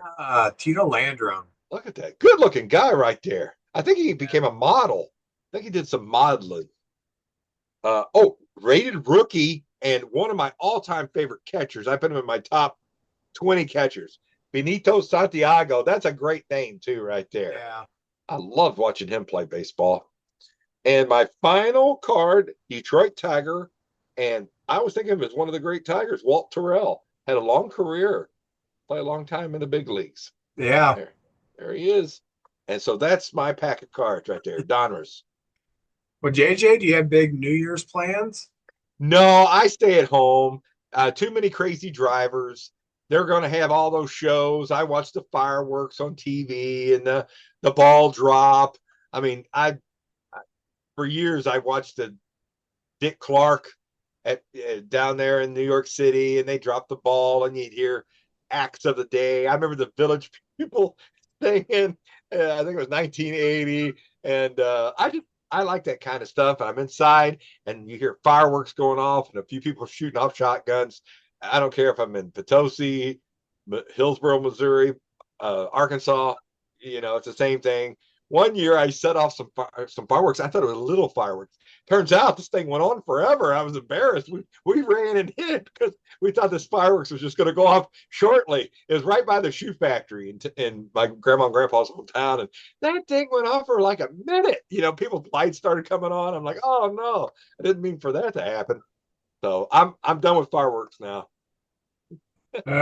I will be asleep by 9:30. There's probably too. I will probably too, but my hope is to watch maybe some movies and watch the fireworks and all that. And then college football, we've got the final 8 teams are playing over that New Year's Day and I'll watch football. I'm very happy that the top 2 teams are Big Ten teams. The Hoosiers are number 1. Who would have thought the Hoosiers? And Ohio State's number 2. And the Hoosiers will play the Crimson Tide. So I'm really come on, Hoosiers. I'm really hoping that I don't.